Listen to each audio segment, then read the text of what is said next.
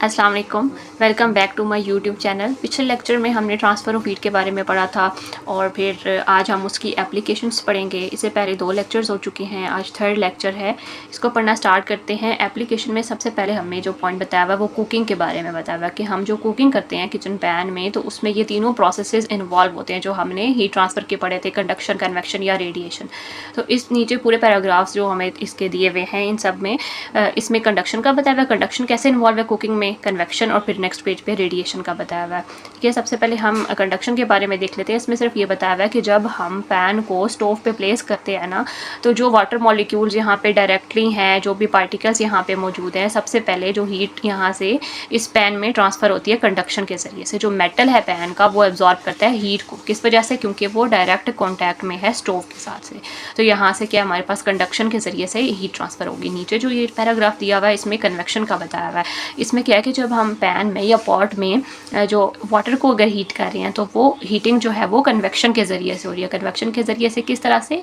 वो जो फेनोमेना है कि जो वाटर मॉलिक्यूल्स करीब करीब हैं फायर के, हीट के, वो उनका जो टेम्परेचर है वो राइज़ होना शुरू होता है जल्दी। वो लेस टेंस हो जाते हैं, लेस टेंस होके राइज़ करना शुरू कर देते हैं, ऊपर मूव करते हैं। वो ऊपर मूव करते हैं, नीचे स्पेसेस बनना शुरू हो जाती है, वैकेंट स्पेसेस। जो ऊपर वाली लेयर पे मॉलिक्यूल्स होते हैं वो क्या होते हैं? वो ज़्यादा डेंस होते हैं, उनका टेम्परेचर कम होता है, वो कूल होते हैं, तो वो नीचे यूँ मूव करना शुरू कर देते हैं। तो ये जो सर्कुलेशन हो रही होती है इसकी वजह से हीट इवनली डिस्ट्रीब्यूट हो जाती है और जो बॉयलिंग का प्रोसेस है वो स्पीड अप हो जाता है। तो इसमें कंडक्शन बता दी, इसमें कन्वेक्शन बता दी। अब जो नेक्स्ट पेज पे आपको रेडिएशन का बताया हुआ है कि रेडिएशन किस तरह से कुकिंग के प्रोसेस में भी इन्वॉल्व होती है। सबसे ऊपर जो आपको दिया हुआ है उसमें ये लिखा हुआ है कि हीट जो फ्लेम से आ रही है वो पॉट पे पहुंचती है रेडिएशन के प्रोसेस से। ठीक है, और आगे बताया हुआ है कि जो आउटडोर ग्रिलिंग या ब्रॉयलिंग ओवन है उसमें हीट की रेडिएशन होती है हॉट चारकोल से या जो भी हीटिंग एलिमेंट वहाँ पे प्रेजेंट है। तो ये सारा यहाँ पे रेडिएशन का बता दिया है। नेक्स्ट जो एप्लीकेशन बताई हुई है वो क्या है कि हम जो रूम को हीट किया जाता है वो कन्वेक्शन वहाँ पे इन्वॉल्व होती है। तो विंटर में जितने भी हीटर्स कॉमनली यूज़ होते हैं वो क्या करते हैं? रूम को वार्म करते हैं। जब गैस हीटर को इग्नाइट किया जाता है तो वो क्या करता है? जो भी एयर उसके आसपास है उसको वो हीट अप कर देता है। फिर हीटेड एयर जो है वो राइज कर जाएगी, लेस टेंस हो जाती है और इस तरह से कन्वेक्शन करंट जो है वो डेवलप होना शुरू हो जाते हैं। साथ ये बताया हुआ है कि जैसे हॉट एयर राइज होना शुरू होती है और जो कूलर एयर है वो फिर उसकी जगह लेना स्टार्ट कर देती है नियर द हीटर। तो इस तरीके से क्या है कि ऑटोमेटिकली जो पूरा रूम है वो हीट अप हो जाता है। तो इसमें कन्वेक्शन का जो है वो इम्पॉर्टेंट रोल है। इसके बाद जो नेक्स्ट एप्लीकेशन बताई हुई है वो है mechanism of house hold hot water system. जो हॉट वाटर सिस्टम है हाउस होल्ड में वो किस तरह से हीट ट्रांसफ़र के मेथड्स पे बेस कर रहा होता है। इसमें हमें एक तो यहाँ पे स्टोरेज टैंक दिखा दिया है। इसमें बता रहे हैं कि जो कोल्ड वाटर हमारे घरों में एंटर होता है ना, सबसे पहले उसकी डिवीजन होती है हॉट और कोल्ड लाइंस में। अब वो जो स्टोरेज टैंक है वो होल्ड किए रखता है उस कोल्ड वाटर को, उसको हीट करवाता है इलेक्ट्रिकल एलिमेंट के साथ या गैस बर्नर के साथ, और उसका टेम्परेचर थर्मोस्टेट के ज़रिए से कंट्रोल हो रहा होता है।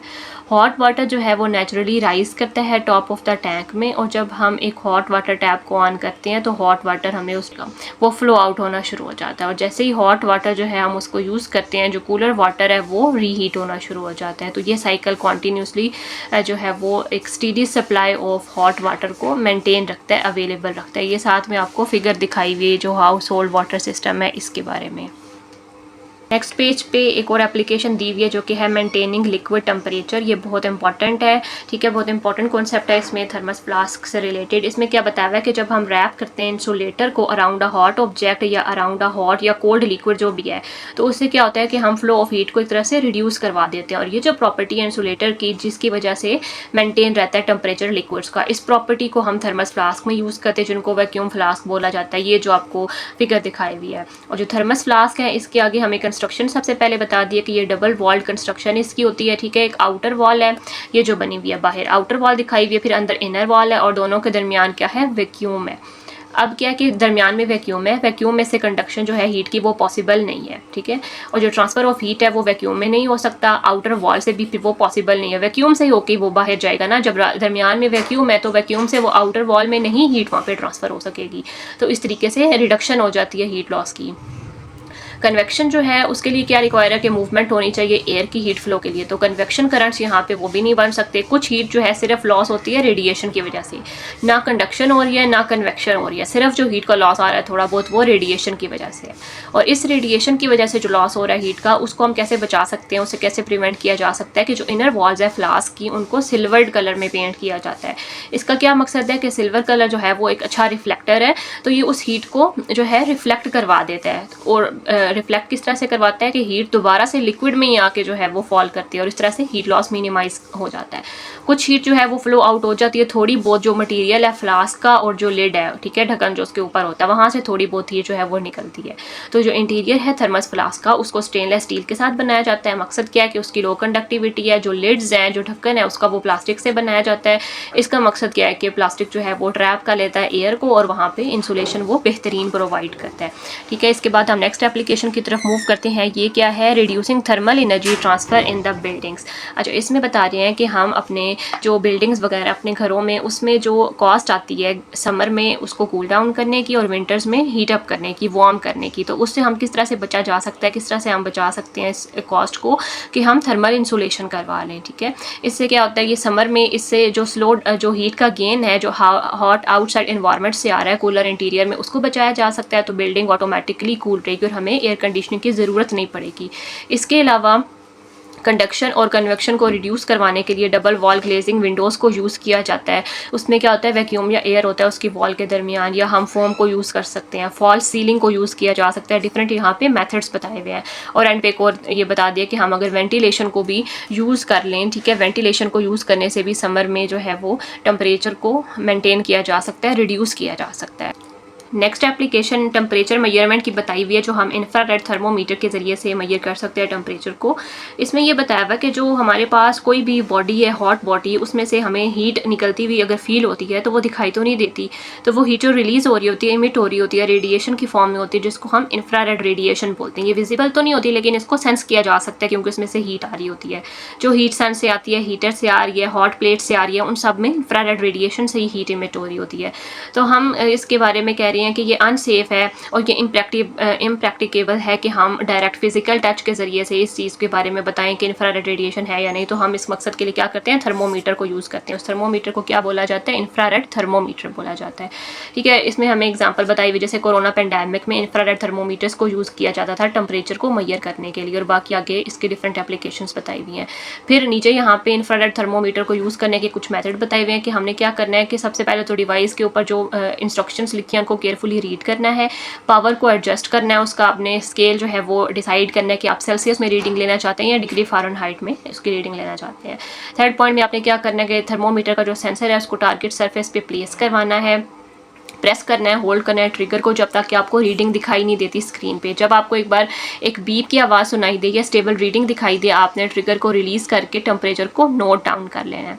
और फॉलोइंग प्रिकॉशंस हमें दी हुई हैं कि जब भी आपने थर्मोमीटर को यूज़ करना है तो इन प्रिकॉशंस को भी आपने फॉलो करना होगा, इनको मद्देनज़र रखना होगा। सबसे पहले क्या बताया हुआ है कि जो इंफ्रारेड थर्मोमीटर है ना, उस पर आपको एक डिस्टेंस टू स्पॉट रेशो दिखाई देगी। ये रेशो हमें diameter of the target area का रिलेटिव डिस्टेंस, जो डिस्टेंस फ्रॉम द टारगेट है, इन दोनों बातों के बारे में हमें बता दिया। डायामीटर और डिस्टेंस का रेशो बेसिकली ये निकाल दी है। और इसकी एग्जांपल आगे बताई हुई है कि अगर DS रेशो जो है वो 12:1 है। इसका क्या मतलब है, इसका ये मतलब है कि ऑब्जेक्ट से 12 यूनिट्स के डिस्टेंस पे थर्मोमीटर पे हमें 1 यूनिट का डायामीटर जो है वो दिखाई देगा। और अगर हम थर्मोमीटर को 12 inches away from the surface hold करेंगे, ये टेम्परेचर को एक सर्कल में से रफली 1 इंच इन डायामीटर में उसको रीडिंग हमें देगा। और हमने आगे एक और प्रिकॉशन बताई हुई है कि स्मॉल ऑब्जेक्ट्स हैं या मूविंग ऑब्जेक्ट्स हैं, वेट ऑब्जेक्ट्स हैं, रिफ्लेक्टिव सर्फेसिस हैं, रफ सर्फेसिस हैं, इनकी मेजरमेंट आपने नहीं लेनी है, उसको अवॉइड करना है। इसकी एक्यूरेसी को आपने कंपेयर करते रहना है on end of mercury thermometer के साथ। इसके बाद जो अगला टॉपिक है वो ग्रीन हाउस इफेक्ट और ग्लोबल वार्मिंग के बारे में। इसमें भी बताया हुआ है कि जिस तरह से बाकी तमाम ऑब्जेक्ट्स हैं जो हमारा अर्थ है, ये भी एब्जॉर्ब करता है और इमिट भी करता है रेडिएशन को। अर्थ एब्जॉर्ब करता है इन तमाम हाई रेडिएशन को और फिर इमिट करता है उन्हीं लो एनर्जी रेडिएशन को back in the atmosphere. Atmosphere. लेकिन कुछ गैसेज, कुछ वाटर वेपर्स, कार्बन डाइऑक्साइड या बाकी गैसेज जिनको ग्रीन हाउस गैसेज बोला जाता है, वो क्या करती हैं, एब्जॉर्ब कर, जो हमारी अर्थ ने इमिट की है ना रेडिएशन, ये तमाम गैसेज उन रेडिएशन को एब्जॉर्ब करने शुरू हो जाती हैं और फिर उनको री इमिट करती हैं अर्थ पे ही। अर्थ उनको इमिट कर रहा है, ऊपर जो ग्रीन हाउस गैसेज हैं वो इनको पहले एब्जॉर्ब करती हैं, एब्जॉर्ब करके दोबारा अर्थ के पास ही वापस भेज रही हैं।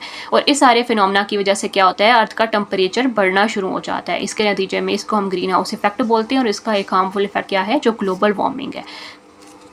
नेक्स्ट पेज पे आ जाते हैं। इस पर यही बताया हुआ है कि इस इफेक्ट को हम ग्रीन हाउस इफेक्ट बोल देते हैं। गैसेस प्रेजेंट है, अगर ये ना होती, ठीक है, तो क्या होता कि टेम्परेचर जो है ना, अगर अर्थ हमारी सारी रेडिएशन को इमिट कर देती तो टेम्परेचर जो है वो -180 डिग्री सी तक जा सकता था नाइट के टाइम, और ये इतना होता है जितना कि मून पे टेम्परेचर होता है। तो इस लो टेम्परेचर पे यहाँ पे लाइफ पॉसिबल नहीं होनी थी। अब नीचे पैराग्राफ में हमें क्या बताया हुआ कि जो ह्यूमन एक्टिविटीज़ हैं, जैसा कि बर्निंग है फॉसल फ्यूल की, जिसमें कोल, वुड, ऑयल, नेचुरल गैस आ जाता है, लार्ज नंबर ऑफ गाड़ियाँ हैं ज़्यादा सारी जो कि स्मोक जनरेट कर रही होती हैं, इंडस्ट्रियल और एग्रीकल्चरल एक्टिविटीज़ है जिनमें मीथेन और नाइट्रोजन ऑक्साइड जो है वो रिलीज़ हो रही होती है, डिफॉरेस्टेशन है, और इसकी वजह से नंबर ऑफ ट्रीज़ कम हो रहे हैं, और ट्री जो कि अब्जॉर्ब कर सकते थे कार्बन डाइऑक्साइड, लेकिन ट्रीज़ नहीं है तो कार्बन डाइऑक्साइड की कंसंट्रेशन बढ़ना शुरू हो जाएगी एटमॉस्फेयर में। कार्बन डाइऑक्साइड की कंसंट्रेशन बढ़ेगी तो ग्रीन हाउस इफेक्ट मजीद बढ़ेगा, क्योंकि वो एक ग्रीन हाउस गैस है। इस तमाम थर्मल रेडिएशन की वजह से जो कि ट्रैप्ड हो रही हैं ग्रीन हाउस गैसेस की वजह से अर्थ का जो एवरेज टेम्परेचर है वो बढ़ता जा रहा है, इंक्रीज़ होता जा रहा है, और इसको हम ग्लोबल वार्मिंग बोलते हैं। और इस ग्लोबल वार्मिंग की वजह से बहुत सारे इफेक्ट्स देखने को मिले हैं जो कि हार्मफुल हैं। ठीक है, टेम्परेचर चेंज हो रहा है, ओवरऑल जो एक वेदर साइकिल है वो चेंज हो रहा है, इसकी वजह से ह्यूमन हेल्थ पे या हमारा जो इकोसिस्टम है वो सब कुछ चेंज हो रहा है, और इसके नतीजे में काफ़ी रेनफॉल जो है वो अनयूजुअल जो है वो हो रहे हैं, फ्लडिंग हो सकती है, ड्रॉट हो सकता है। आगे सारे इन्होंने हमें फ्लडिंग सबसे पहले बता दी है। नेक्स्ट पेज पे आ जाए तो हरिकेन्स हो के, रेनफॉल है, ड्रॉट है, ये तमाम चीज़ें यहाँ पे इन्होंने हमें बता दी हैं कि ये तमाम हार्मफुल इफेक्ट्स हैं जो कि ग्लोबल वार्मिंग और ग्रीन हाउस इफेक्ट की वजह से हमें देखने को मिलते हैं। और नेक्स्ट पेज पे एक और विंटर स्टॉर्म्स भी इसी में बता दिए हैं कि विंटर स्टॉर्म्स ही वो तमाम इवेंट्स हैं जैसे स्नो, स्लीट्स या फ्रीजिंग रेन्स है, जो कि इंक्रीज मॉइस्चर हो जाता है, इसकी वजह से हैवियर स्नोफॉल विंटर्स में होना शुरू हो गया। और नेक्स्ट जो हमें ये पैराग्राफ दिया हुआ है इसमें हमें इससे बचाव के तरीके बताए हुए हैं कि हम इसे किस तरह से फाइट कर सकते हैं। इन तमाम जो अनडिज़ायरेबल इफेक्ट्स हैं ग्लोबल वार्मिंग के, ग्रीन हाउस इफेक्ट के, उससे हम किस तरह से बचा जा सकता है। एक तो हम फॉरेस्टेशन को इंक्रीज़ करें, दरख्त ज़्यादा लगाएं, उससे क्या होगा, नेचुरल कार्बन डाइऑक्साइड को वो एब्जॉर्ब कर लेंगे। तो जब कार्बन डाइऑक्साइड की जो अमाउंट है वो एटमॉस्फेयर में जो कि अनयूजुअल इंक्रीज़ हो चुकी है वो कम होना शुरू हो जाएगी, क्योंकि जो ट्रीज़ हैं वो एब्जॉर्ब कर लेंगे कार्बन डाइऑक्साइड को। और यही बस इसमें ये बताया हुआ हमें। नेक्स्ट पेज पे आ जाए flow of heat, geothermal activities, ये टॉपिक बताया हुआ है। इसमें ये बता दिया कि जो हमारी अर्थ का स्ट्रक्चर है वो 3 पार्ट्स में डिवाइड हम उसको करते हैं, कोर, मेंटल और क्रस्ट। अब ये जो नीचे 2 इसके पैराग्राफ दिए हुए हैं ना, इसमें इन्हीं के बारे में बताया हुआ है कि कोर क्या है, मेंटल क्या है, क्रस्ट क्या है, इनके टेम्परेचर क्या और इनकी कंपोजिशन क्या। तो इसको आपने इस तरह हेडिंग की फॉर्म में कर लेना है। कोर के बारे में बताइए, सेंट्रल पार्ट है, हॉटेस्ट पार्ट है, इसका टेम्परेचर 6000 होता है, इसमें आयरन है, निकल है। और जो कोर का टेम्परेचर इतना ज़्यादा है वो काफ़ी फैक्टर्स की वजह से, वो सारे ये फैक्टर्स यहाँ पे डिस्क्राइब किए गए हैं। सबसे पहले तो ये है कि जो अर्थ की फॉर्मेशन हुई थी ना, उस दौरान जो हीट रिलीज हुई थी कुछ वो लेफ्ट ओवर है। इसके बाद वहाँ पे जो एलिमेंट्स हैं उनका रेडियो एक्टिव डिके होता रहता है, जैसे यूरेनियम हो गया, थोरियम हो गया, या एक्स्ट्रा प्रेशर वहाँ पे अप्लाई हो रहा है अर्थ की ग्रेविटी की वजह से। इन तमाम बातों की वजह से इसका टेम्परेचर काफ़ी ज़्यादा हाई है। जो इनर कोर है वो पोर्शन ऑफ द कोर है जो कि सॉलिड होता है, और जो कोर की सॉलिड फॉर्म है वो भी प्रेशर की वजह से ही मेंटेन है। और जो मोल्टन पोर्शन है कोर का उसको हम आउटर कोर बोला जाता है। ये मोल्टन किस वजह से कि यहाँ पे प्रेशर कम होता है। और जो टेम्परेचर है आउटर कोर का वो 4000 डिग्री सी तक होता है। जो मेंटल है वो कोर और क्रस्ट के दरमियान का पार्ट है, ये थिकेस्ट होता है। और इसकी जो कंपोजिशन है वो क्या कि सिलिकेट मिनरल्स इसमें प्रेजेंट है, मेनली इसमें आयरन या मैग्नीशियम आ जाता है। ये भी सॉलिड है लेकिन इसमें थोड़ी सी प्लास्टिसिटी आपको देखने में मिलती है। प्लास्टिसिटी का क्या मतलब है कि जो सॉलिड मटेरियल की जब परमानेंट शेप चेंज हो जाती है तो हम क्या बोलते हैं कि वो प्लास्टिक हो गया, हाई प्रेशर की वजह से ये भी।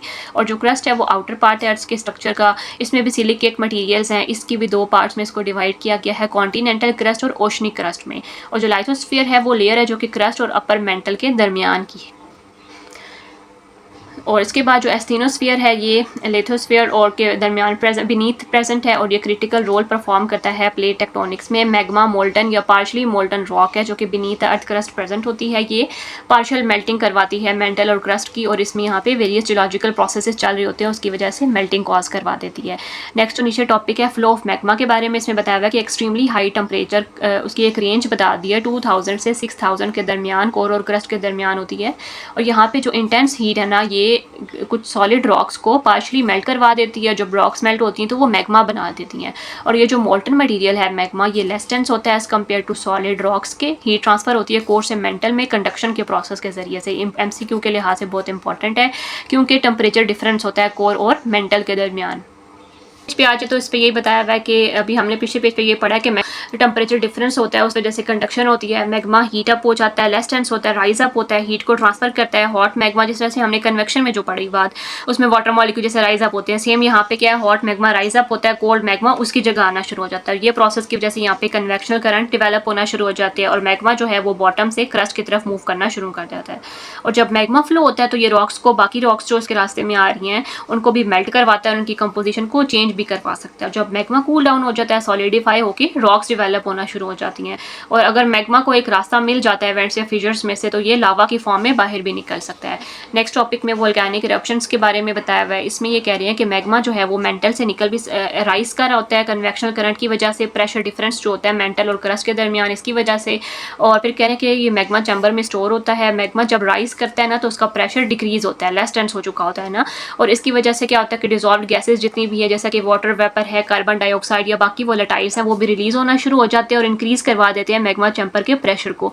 और जब ये प्रेशर एक्सीड कर जाता है स्ट्रेंथ ऑफ द रॉक से तो मैग्मा उसको फ्रैक्चर करके एक पाथवेज बना लेता है अपने लिए क्रस्ट तक पहुंचने के लिए।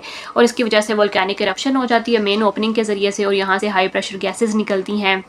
हॉट मैग्मा जो निकलता है उसको हम लावा बोल रहे होते हैं। और जो ये वोल्केनिक इरप्शन है ये डिपेंड कर रही होती है काफ़ी फैक्टर पे कि जैसा कि मैग्मा की कंपोजिशन, टेम्परेचर या amount of gas, interaction with water, ये तमाम फैक्टर्स आ जाते हैं। इसके बाद जो नेक्स्ट टॉपिक है वो है मूवमेंट ऑफ टेक्टोनिक प्लेट्स। इसमें सबसे पहले तो इसकी एक तरह से डेफिनेशन क्या है, इंट्रोडक्शन बताया हुआ है कि टेक्टोनिक प्लेट्स हैं क्या, ये काफ़ी लार्ज और रिजिड पार्ट होती हैं अर्थ की क्रस्ट का और अपर मोस्ट मेंटल में ये प्रेजेंट है। ठीक है, ये MCQ के लिए बहुत इंपॉर्टेंट है। ये जो प्लेट्स हैं ये फ्लोट कर रही होती हैं मोल्टन मेटल पे।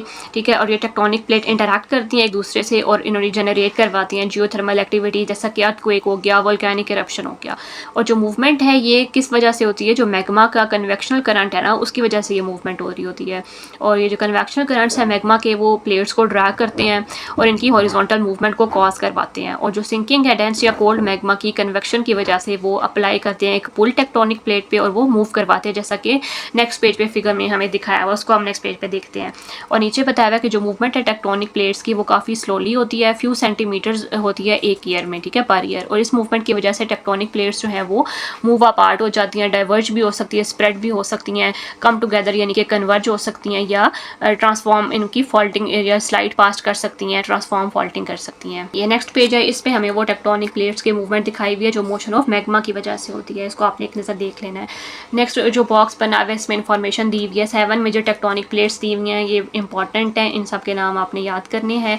नेक्स्ट जो टॉपिक है वो क्या है, earth core maintaining its temperature की। अर्थ के कोर में जो टेम्परेचर है ना वो किन फैक्टर्स की वजह से मेंटेन रहता है, ये हमें यहाँ पे कुछ फैक्टर्स बताए हुए हैं, ये इंपॉर्टेंट है, इनको पढ़ लेते हैं। इसमें ये लिखा हुआ है साइंटिस्ट ये बिलीव करते हैं कि जो अर्थ की फॉर्मेशन है ना उसके वो किस वजह से जब हुई थी तो वो उसके सारे यहाँ पे हमें कुछ पॉइंट्स बताए हुए हैं। ठीक है, कि ग्रेविटी ने मैटर को पुल किया, जब सन की फॉर्मेशन होगी ग्रेविटी ने डस्ट को कंबाइन किया, रॉक को, आइस को, गैसेस को और मैसिव ऑब्जेक्ट्स बने जैसा कि अर्थ हो गया। इसके बारे में एक हाइपोथेसिस दिया जाता है। ठीक है, वो क्या कहते हैं कि एक प्लांट बेसिकली कोलाइड उसने किया था अर्थ के साथ और वो प्लांट जो है फिर डिस्ट्रैक्ट हो, उसकी डिस्ट्रक्शन हो गई थी और पार्शियल मेल्टिंग हो गई थी अर्थ की और डेबरीज जो है वो वहाँ पे उनकी फॉर्मेशन हो गई थी।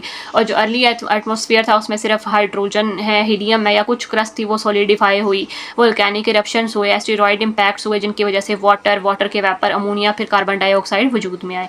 और कुछ टाइम के साथ साथ अर्थ की एवोल्यूशन होती रही और अब जो आज हम लाइफ देखते हैं वो एवोल्यूशन के नतीजे में ही पैदा हुई है। और जो अर्थ कोर है वो एक्सट्रीमली हॉट है, उसका टेम्परेचर बता दिया, अब आगे हमें कुछ फैक्टर्स बता दिए जिनकी वजह से अर्थ की कोर का ये टेम्परेचर मेंटेन रहता है।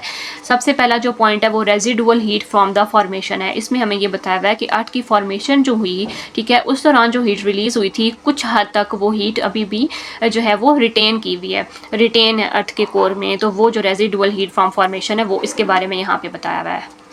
काइनेटिक एनर्जी हुई थी कोलिजन के नतीजे में जो रिलीज़ हुई थी वो हीट में, large amount of heat energy में जो है कन्वर्ट हो गई थी, वो अभी तक रिटेन है अर्थ के कोर में। सेकंड जो फैक्टर बताया हुआ रेडियो एक्टिव डिके का बताया हुआ है, इसमें ये लिखा हुआ है कि काफ़ी रेडियो एक्टिव एलिमेंट्स प्रेजेंट होते हैं अर्थ के कोर में, जैसा कि यूरेनियम है, थोरियम है या पोटेशियम है, और जब इनका डिके होता है तो हीट एनर्जी रिलीज़ होती है, large amount of heat energy release होती है, और ये जो प्रोसेस है ये भी इसमें कॉन्ट्रीब्यूट कर रहा है टेम्परेचर ऑफ द कोर को मेनटेन करने में। नेक्स्ट जो पॉइंट है वो ग्रेविटेशनल कॉम्प्रेशन का बताया हुआ है। इसमें ये लिखा हुआ है कि अर्थ की फॉर्मेशन के नतीजे में जब फॉर्मेशन हो रही थी तो मटेरियल्स जो है वो कंप्रेस हो रहे थे फोर्स ऑफ ग्रेविटी की वजह से। कंप्रेशन के नतीजे में प्रेशर डेवलप हुआ और उसकी वजह से टेम्परेचर हाई हो गया, और ये कांस्टेंट सोर्स ऑफ हीट है टू द कोर को। फिर आगे जो पॉइंट है वो क्रस्ट एज इंसुलेटर का बताया हुआ है। इसमें ये लिखा हुआ है कि अर्थ की जो आउटर लेयर्स हैं वो एक थिक लेयर ऑफ इंसुलेशन के तौर पर एक्ट कर रही होती हैं, और इसकी वजह से स्लो डाउन हो जाता है वो रेट जिस पे हीट एस्केप कर सकती है कोर से स्पेस में।